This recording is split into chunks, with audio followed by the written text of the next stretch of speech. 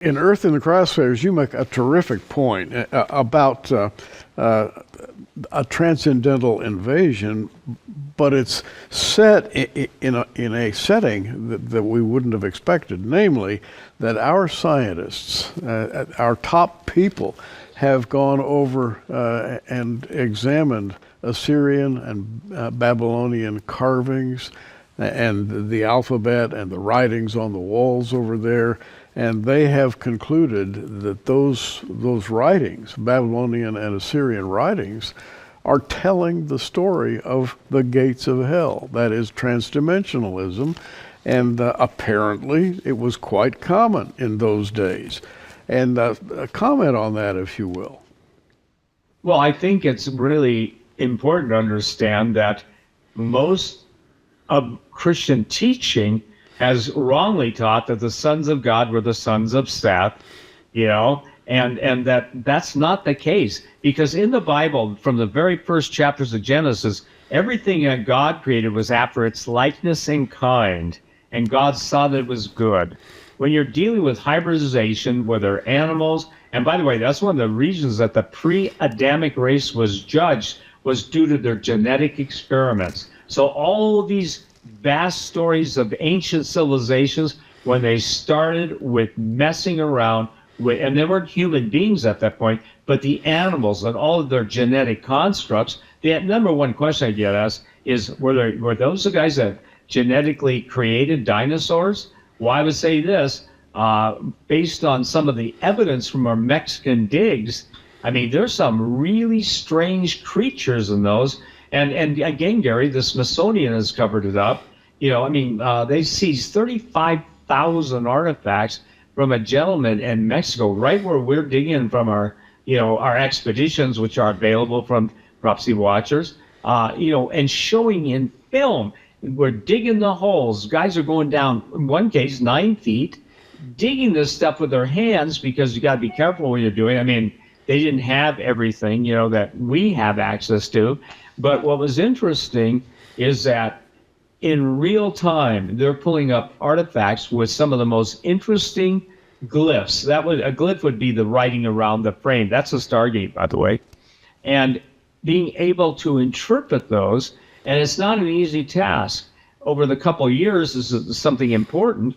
I spent a lot of time, and there's multiple, I think 8 PhDs, Asiatic languages, these guys, and by the way, they're experts and they use supercomputers. So take, Gary, those, hold up, if you wouldn't mind holding up the cover, all those symbols that people are seeing around the radial and then the Mars in the middle, it's interesting that those would be found on Mesoamerican artifacts that are dug up for people to watch. But the most curious thing is there are instructions how to open and close the gates, and where you're going, where you're coming back from. Now, Raiders of the Lost Ark was famous for the scene at the end where the Ark is put in a crate and put in a giant warehouse, and then basically taken out of sight. But what's really interesting right now, there's a Native American prophecy, the Hopi prophecy, talking about the man in the red hat, and talking about, you're going to love this, talking about disclosure of aliens, okay, star people, and star craft in the latter years of the man in the red hat. Well, if that's President Trump, then that disclosure is going to come.